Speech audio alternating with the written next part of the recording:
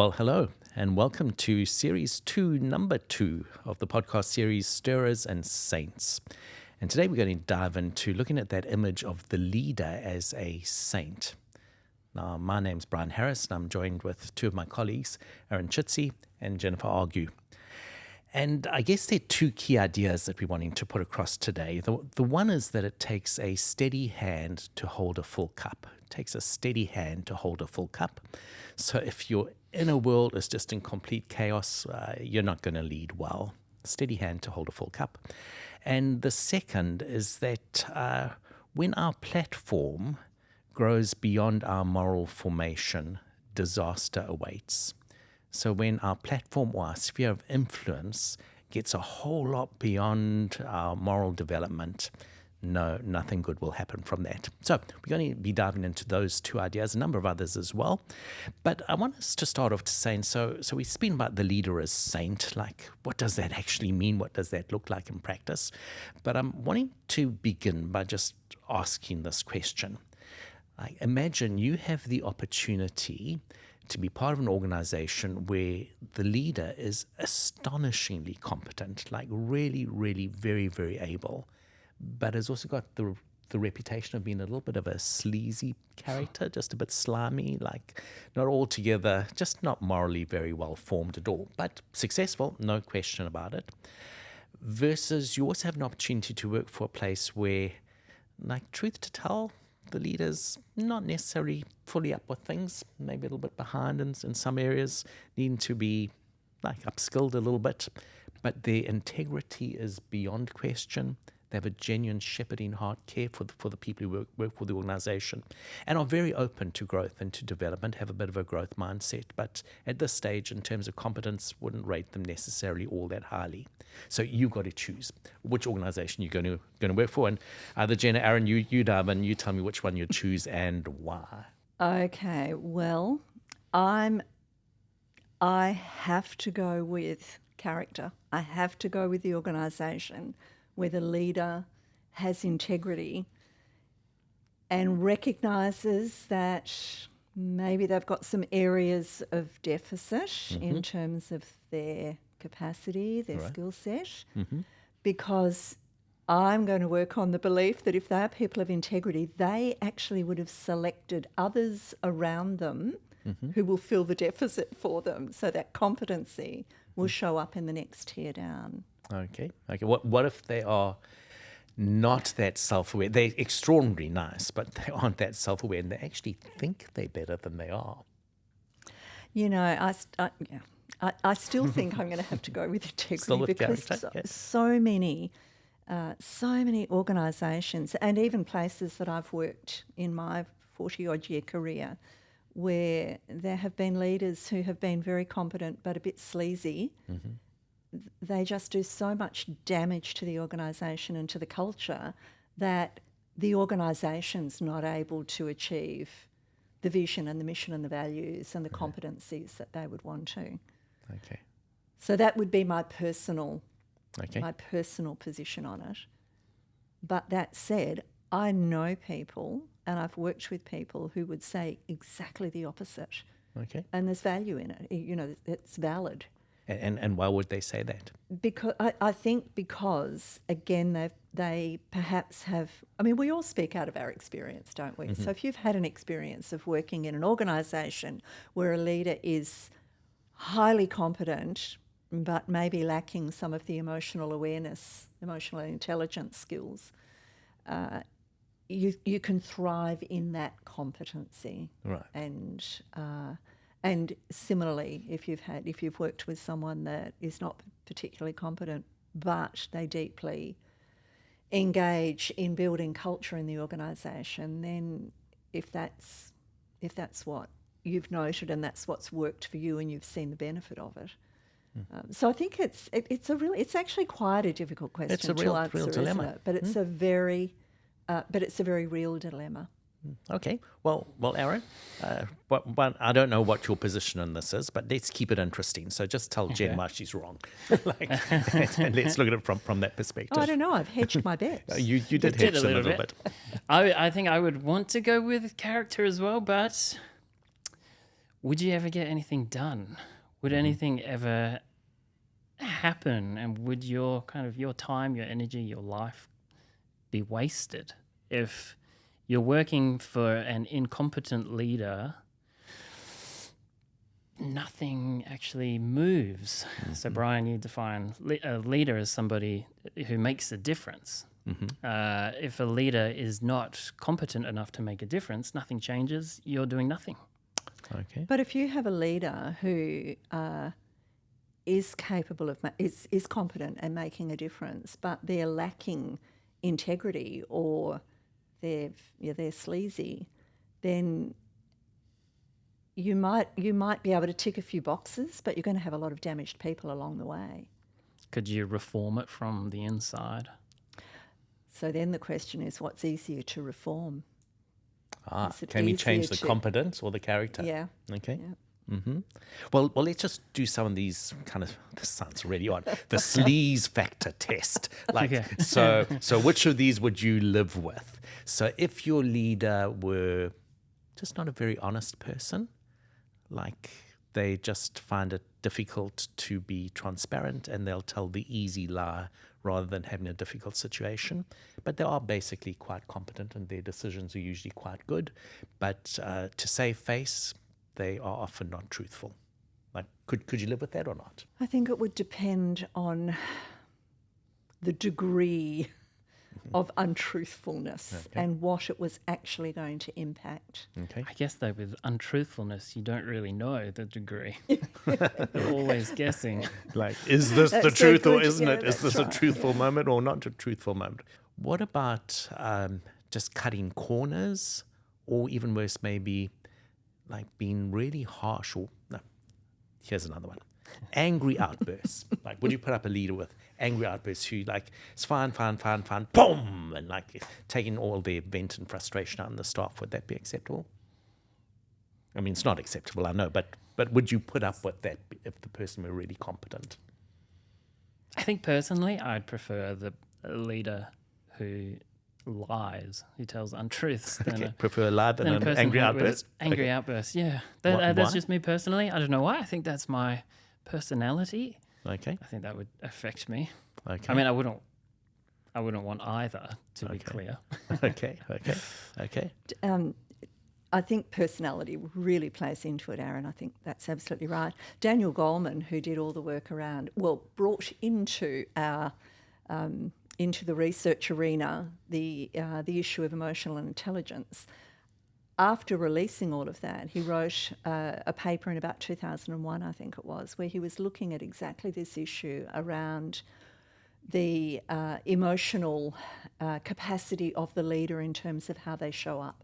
So where you have leaders that are unable to manage their anger, leaders that you walk in the morning and you don't know which leader you're going to get. You don't know whether you've got the nice, Mr. Nice Guy, or a leader who's going to have an outburst or be cranky or whatever. And and the research that they did actually showed that had a greater impact on staff engagement, staff cohesion, staff safety than the emotional intelligence issue. So I think that whole area around you don't know who you're going to get Okay. on any given day. Am I going to get the grumpy leader or am I going to get always the same? Okay. Steadfast, stable. Okay. So someone who's erratic is very, very difficult to work for. How about this one? They always have a narrative of how someone is to blame. Like The there's victim, there's someone who is the scapegoat for everything, and we would be wonderful if it weren't for. And my hands are tied because it's so difficult to get rid of staff nowadays. But if it weren't for them, then actually we'd be doing really well. Thank you very much. And so it's a them and us kind of culture that they create, and they almost thrive on that because like you're part of the in group, and so you'll be loyal to me come what may. But those people over there, like, could you work in that scenario? Yeah. Would you work for a leader like that? No, that would be really difficult. Because I think that there's a level of disrespect which essentially takes away someone's autonomy. There's no trust. That would be tricky. Okay. What do you think there, Jen? Have you seen leaders who do that? I've seen too many. Yeah, absolutely. In fact, all of the scenarios that you've talked about, and I'm sure that, many of our listeners would be reflecting back on leaders that they've worked with that have demonstrated many of those things that you've talked about.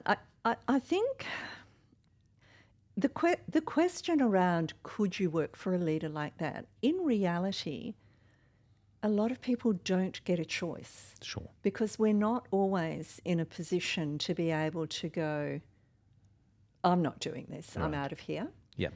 And I think that if essentially what happens is that you could take a certain amount.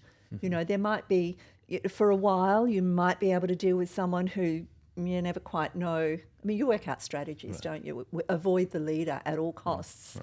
And that pretty much travels through the staff room pretty quickly if you know that the leaders come in not in a good way on any given day. If it's the scapegoating, I think we work out ways to navigate that, and the same with dishonesty, and until you get to a point where you just can't take it anymore. And then what happens? Does it then become such that you end up with a very toxic environment and you have multiple staff leaving? Does it become people get sick? Absenteeism increases because they just don't want to be there.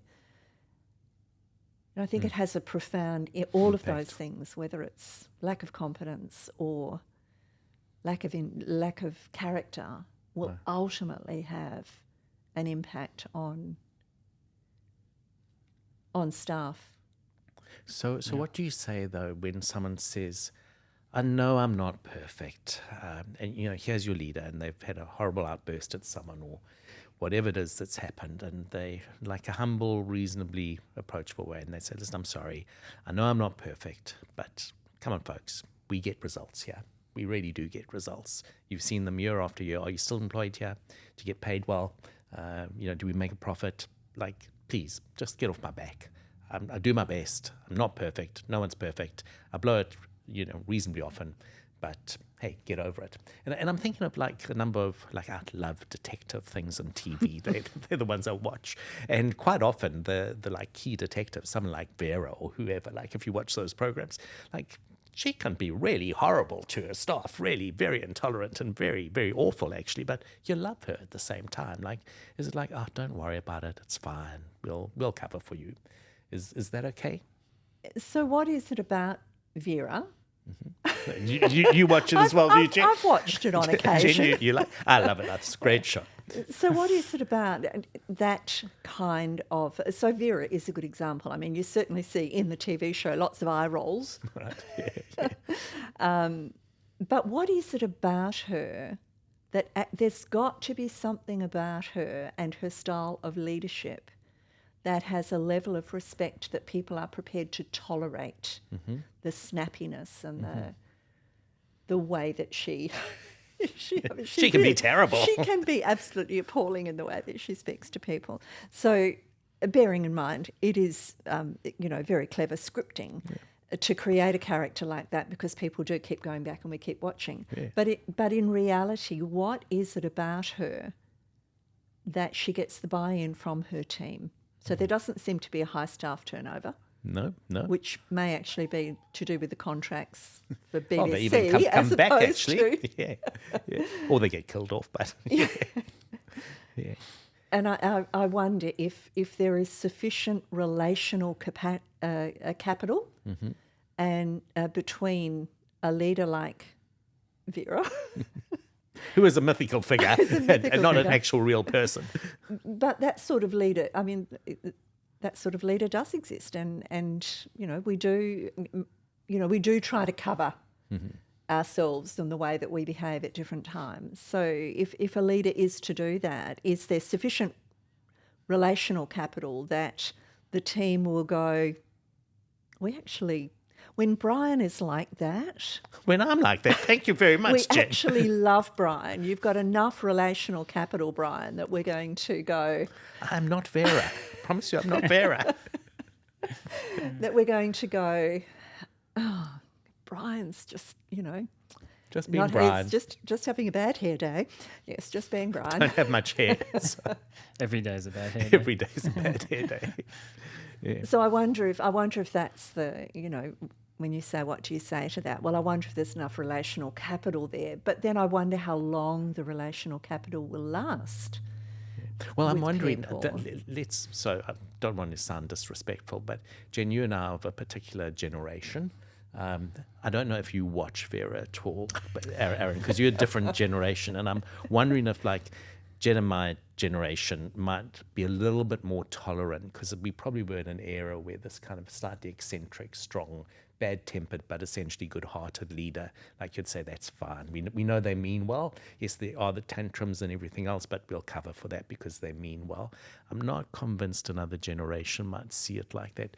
Have you ever watched Vera? Do you know the program I'm talking about? I've zoned out for the last 10 minutes. You've signed up for the last 10 minutes. Not interested in it. Thank you very much. No, I might watch it. But actually, I started thinking about Sauron, another mythical figure from Lord of the Rings. And I often wonder, why would the orcs follow Sauron, who's treating them horribly and, covering the sky in volcanic ash and, all of that. But this is a weird example. But I didn't think we'd talk about this when talking about leadership. But Sauron, whatever, is presenting this kind of picture that these orcs find compelling, and they're willing to put up with a level of mistreatment because the vision overtakes, and it's more compelling than the level of abuse that they are, taking. Experiencing. Right. Right. I don't know if So Vera versus what- Sounds Sauron. like Hitler. Well, I think it was modelled after Hitler.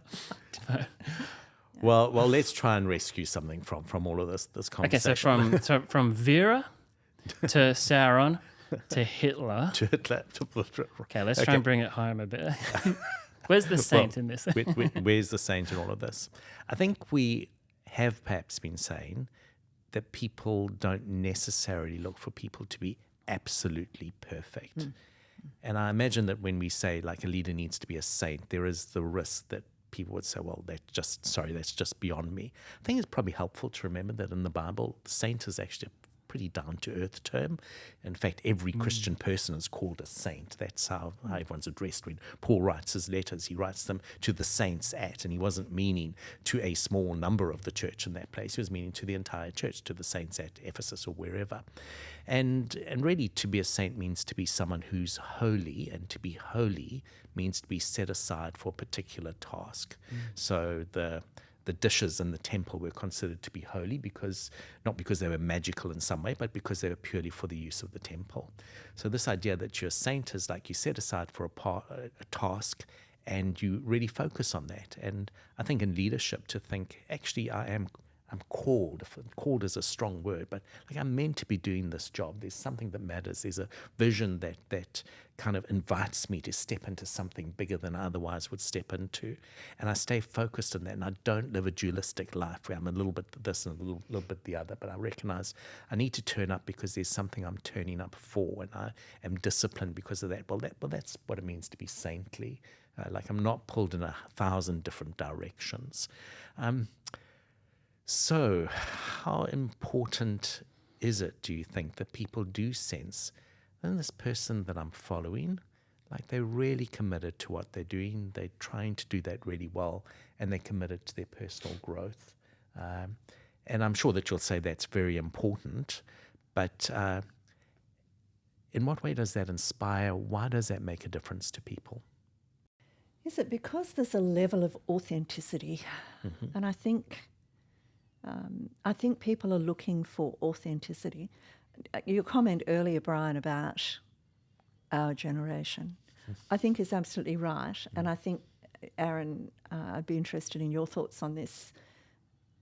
I think people are probably of your generation more likely to walk away if a leader is consistently not living up to expectations, perhaps than what our generation would do.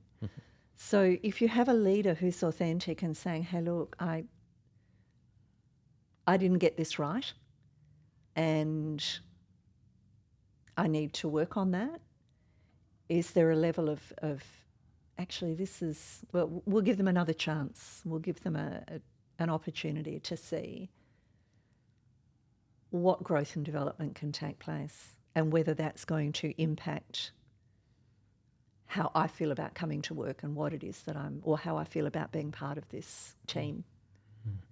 I think so millennials would be more likely, but I think especially the generation after me, Generation Z, or Z or whatever they are, I think they are much more likely, again, to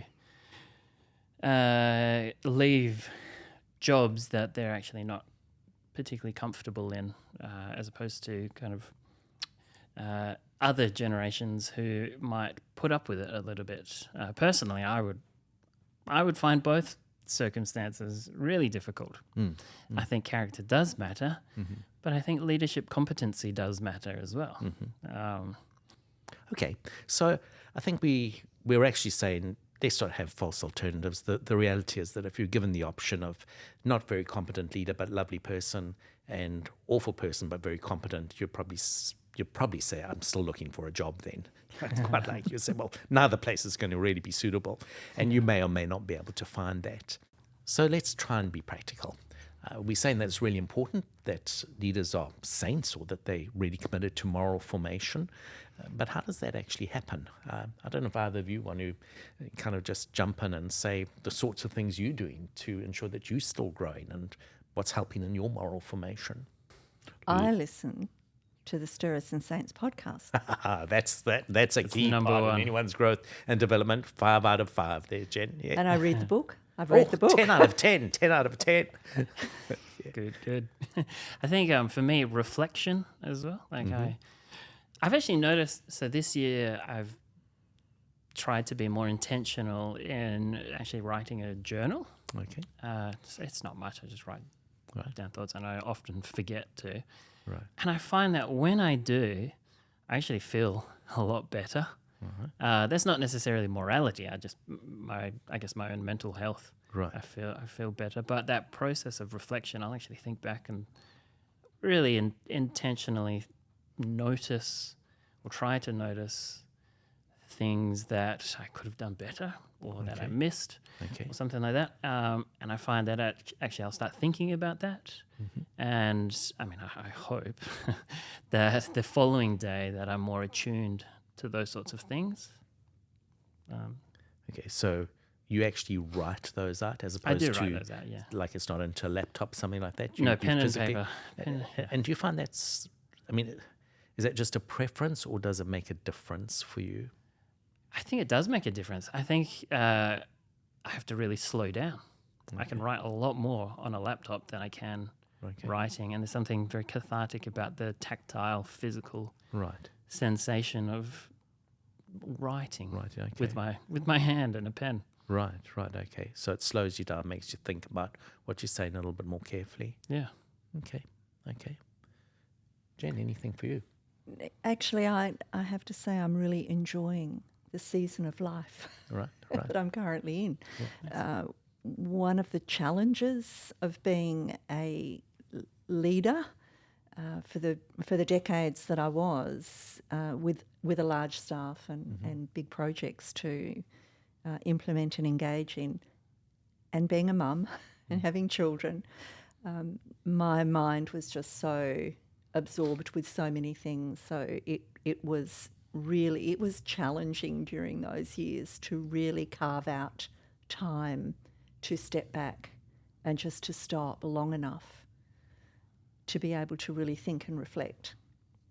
And I'm enjoying this season of semi-retirement because it's enabling me to have more time and to take time to to be able to do those things that really challenge me and refresh my soul. And for me, it's being in nature. It's being out in places where I can be reading and praying and walking.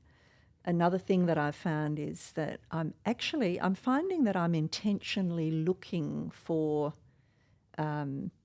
books and conversations with people that are going to challenge me, that are going particularly around theological issues that don't necessarily hold the view that I hold. Okay. So that's been a bit of an interesting journey too. And I feel that what it does is to, I think the older I've got, the more I've learnt how little I know. And I think that's the posture that I'm trying to hold, that actually I know so little of, I know so little, where in my youth I think I knew a lot more than what I currently do. And being able to sit in that place of really just trying to be open to what is it? What are the new opportunities, God? What are the new thoughts, the new ideas? I love this. I'm looking at the Centre for Faith and Life sign there, the spacious hearts and curious minds. And I actually feel that is the space that I sit in now, more so than perhaps I was able to. Or it's a glorious byline, isn't it? It's like beautiful. I love the idea of spacious hearts. Like there's place for you. There is place for you. Yes. But there's also curiosity. Who are you? Why? I think it's very, very special. That intellectual humility that you were just talking about, for me, that's a big sign of character, I think. Okay. If I notice someone who's willing to admit that they don't know. Right. And who's willing to explore alternative ideas and have curious minds. Yeah. For me, that's a big marker of character. I love doing that. I love kind of looking at all the different sides of something. Yeah. One thing I've noticed though in leadership is that at some point you do actually have to decide. You can't be on the bylines, because otherwise you just never do anything. And so there have been many times when I have made decisions and it's been a balance of probabilities. But on the balance of probability, I think this is the right way to go. I try very hard not to demonize the alternate. Like I've seen some leaders, of course we do this, it's a no-brainer. And it's a 49-51 kind of decision. Well, no, I try not to demonize the alternate decision, the one that we didn't make. But you do actually at some point have to act, and you've got to act with a certain amount of confidence.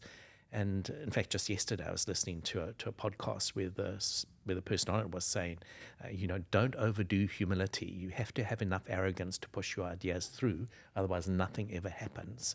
And I thought that was actually a good point, because you can be so humble in leadership that you've got this great idea and you back away, like at the first sign of opposition. But you do sometimes have to just say, I'm going for it. Like you can't be, you just can't sit in the middle the whole time, out into the world of action, and you've got to back yourself in some way.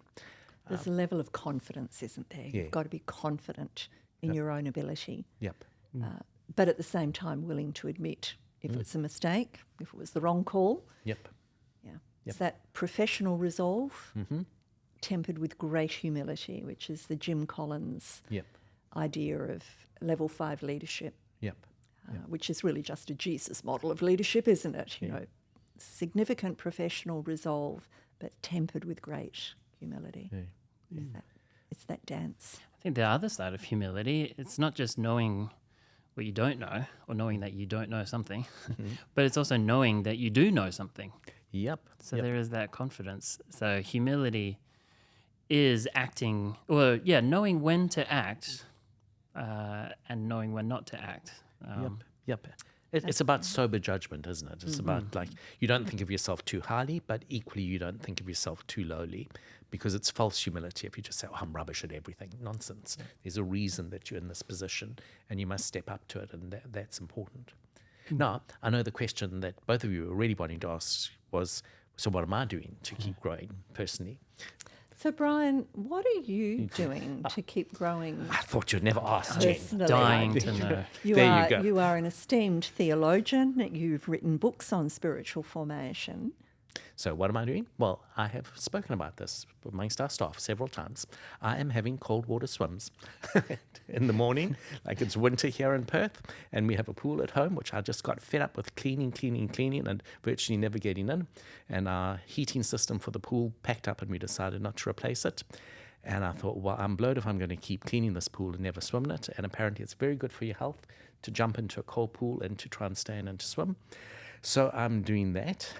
You may say, how does that help your spiritual formation? I think it's about saying yes to life. So, I mean, I know this sounds, I recognize you may think this sounds odd, but in a strange way, it has been a spiritual discipline because it is about saying, come on, try this. Keep saying yes to life. Keep diving and try something new. And the other new thing that I'm trying, not just cold water swims in the morning, and my goodness, it wakes you up quickly. But I would think it would be a very spiritual experience praying you weren't going to have a heart attack. through chattering teeth. But the other thing is actually this podcast. Like, I've not really done podcasts before. I was thinking before we start this podcast series, I think I'd been interviewed maybe, I'm not sure the exact number, but only about 4 or 5 times for different podcasts, so very minimal exposure to it. And now we're doing one, and it's great, and it's going really well. But it's part of actually saying yes to life. Now why is that a spiritual discipline? Jen, you mentioned stage of life, and I guess like we both in our 60s. I mean, you don't look as though you're in your 60s. You look as though you're still in your 20s. But some would be more into our 60s than others, and that may not be you, Brian. Oh, well, no comment. No comment at all. But Is there it is. me? Is it you? Aaron, if only. Yeah. So when you get to your 60s, there is a real temptation to actually say, listen, I'm the wise person. Let me just sit back and pontificate about everything. Or there is the open posture to life. Like, I want to give something back, but also dive on in. And actually, I am finding it a genuine spiritual discipline to say, what does it mean to be a person who says, God invites, God is the source of all life. Jump into life, say yes to life, and be willing to keep growing. So that's what I'm trying to do in terms of my spiritual discipline. And I wanted to say that because I just wanted to say that. But there you go. I've said it now, and that's that. And I'm trying to think of a next question to ask. I think the cold water swims, there's a word that's similar to humility. Is it masochism? I was thinking stupidity. Thank you very much, Jane. Thank you very much. But I was thinking, I read recently that doing hard things actually has a physiological, perhaps even a psychosomatic sort of effect on your brain and your body. Okay. So the example was, doing heavy squats in a gym. Right. No one likes working their legs. Okay. I actually did a leg workout just before this podcast, and I'm feeling it in my legs right now. But you're so energized, I can see it. Like there's life there. Well, that's good. I don't necessarily feel it, but but it's hard. But the discipline of doing it kind of rewires your brain and makes hard things easier. Right. And actually, your mental attitude towards it, so you're more likely to do hard things later on. So jumping into a freezing cold pool, that seems like a terribly hard thing to do. At least for me, that sounds very hard. And you've got to jump in. You can't just get in slowly. It does not work to go in slowly. It's like, boom, you're in. That's it. But the discipline of doing that, but maybe that is a spiritual formation, but I think at least it is a character formation thing, because it will mean that you're more likely to do hard things later on. Yeah. Something else that I'm trying, and like people may say, well, it doesn't sound very spiritual, the like cold water swims or podcasting or whatever. This one maybe is a more obviously spiritual kind of thing, but I'm trying to look at traditions within the Christian faith that aren't necessarily from my own. So my own tradition is within evangelicalism, and it's a great tradition. I've got a lot for it. But from the Orthodox tradition, I've been trying to just pray the Jesus prayer, which is a beautiful, beautiful prayer from antiquity. It's basically just, Lord Jesus Christ, Son of God, have mercy on me, a sinner. And the idea is that you repeat that prayer over and over again. And people have been doing this through the centuries, sometimes just saying that same prayer, Lord Jesus Christ, Son of God, have mercy on me, a sinner. Over again. The words are very sound, theologically sound, very beautiful, but there's something about the repetition of it that at some point it moves from head to actually part of your being, and you realize, I am a person who's just asking for the mercy and the love and the inclusion of God. And that's quite a new experience for me.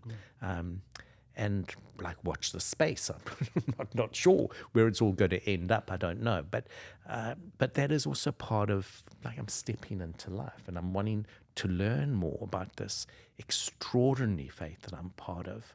It's been going for 2,000 years. Why would I limit myself to just one little narrow sector of it that's been going for the last 500 years and, pay no attention whatsoever to parts of it that have been going for, 1,800 years. So within broader, like, more obviously spiritual things, is there anything you're doing that, like, keeps your prayer life alive? Or, you've been talking about journaling there, Aaron. Any other thoughts there? I find actually two thoughts. One, Brian, is what you were just saying about this moving into something that comes from a different tradition. Mm-hmm. And I think as we get older, we can, and maybe even younger too, this may be a generalisation, but we can get into our own track, can't we? Mm-hmm. And we stay in that track. And the longer we're in it, the more we just stay within our own way of doing things because that's how we've always done it. I've found as I've got older that I'm actually much more open to stepping into other lanes and other ways of doing things and just wanting to know why.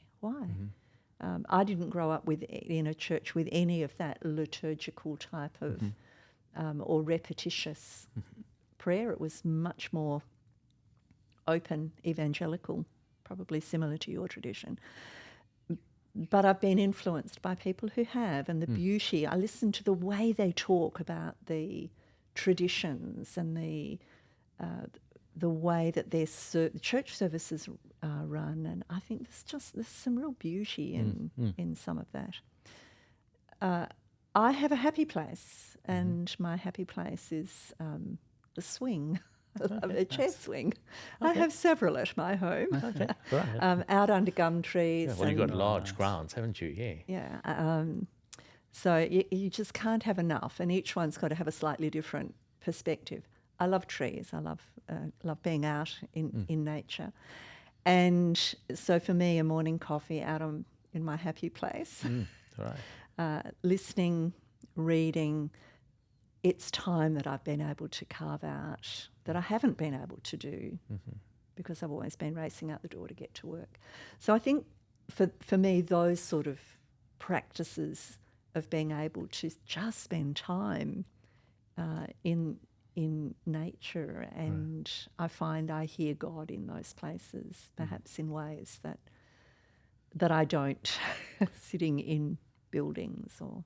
Okay, you did say something there, though, that you said you now have time because you did an extraordinary job at Avenir and Centre for Faith and Life, but it is on a part-time basis, whereas you were working very, very full-time before executive principal, overseeing hundreds of staff. And like, as you're saying, you have the time now to be in that happy place in the swing to contemplate and so on. I can imagine some leaders are saying, if only that were my world. I'm where you were a few years ago. Yes, I'm actually the person overseeing several hundred staff. I would love to do that, but it's just not going to happen. Anything to say to them? Absolutely. Carve out the time. And it's really, really hard to do that. And here I think, Brian, we get into a conversation, if we're talking about leaders that are accountable to boards, for example, that I think we have a responsibility at a board level to be making sure that our senior executive leaders are actually given time to retreat. Right. In the course of a day, developing practices where we can withdraw for 5 minutes or... Yep. And I know you've talked about those sort of strategies too. the reality is there are some days where you just can't. Your office door is a revolving door. Right. And there are so many big things that are happening. Being able to develop a contemplative practice, I think, where we step into any of the crises with a sense of, I'm going to take a couple of minutes just to be able to stop, pause, breathe. There are many during the day practices that we can implement, but it's actually hard. It is hard when you are. And I think for me, the thing that I noticed most when I retired from a job that I loved and had loved for 20 odd years was the weight that was lifted. Right. And I hear this with leaders again and again and again, that what they carry is this weight of responsibility. And until you step out of it, you don't actually realise what that weight is. So I think we really need to be encouraging leaders to carve out days, authorised if necessary by their line manager or the board, whoever it is, but actually carving out time to just go away and retreat and recharge and spend time in reflective practices that touch your soul and touch your spirit. It's about soul restoration, isn't it? It's about that soul-keeping idea. Yeah. What are the things that work for us? And it'll be different for everyone. But what are those practices? For me, it was always walking in amongst tall timbers. Yeah. Just a quick question: extrovert, introvert? Would you classify yourself extrovert or introvert? Mainly introvert, but I'm pushing up. Not extreme introvert. But probably a little bit more on the introvert side. Aaron, where would you classify yourself? Much more on the extreme end of the introversion scale. Okay. Although extreme's a bit hard, but okay. And I would come. So when I was much younger, I would have been the extreme extrovert end. Yes. But now that I'm older, not old yet, but just older, would be still in the extrovert side, but not very far, only just in that territory. I'm wondering the difference that makes, because you've been speaking like withdrawal and contemplation on your own. Like I imagine, like I can remember my extroverted me, like please not on my own, please not on my own. Like go and be with a whole lot of people, and that would fire me up, and that would bring me to life. So I can imagine that many people listening would say, oh, you introverts, I'm not an introvert, I'm an extrovert, thank you very much. Maybe for them it's go to a conference, go to something like inspiring, like that. Do you think that's valid, or do you think that the quiet reflection should be for everyone? Either of you. Well, quiet reflection works for me. Okay. No, I'm not sure if that would work for everybody. Okay. It's probably a good thing if you can do it, make yourself do it. Okay. Years ago, I remember sitting in it may have been a conference, but someone was actually talking about different ways that we connect with God. And for some people, it's scripture. They just thrive on reading and reading and reading scripture. For others, it's music. It's the the beautiful worship songs, or any music that invokes this sense of God-given beauty. And for others, it's prayer and reflective practice. And there are a couple of creation was another one. I can't remember the fifth because I can never remember the last in a list. Even without alliteration. Even without, without alliteration. That's right. Yes, exactly. And for me, that was really freeing, because I thought there are two ways that I feel really connected with God, and I hear God, and that is one in nature. Mm-hmm. And I think that's because there is a stillness. There's a beauty, but there's a stillness. Mm. And the other is through music. Mm-hmm.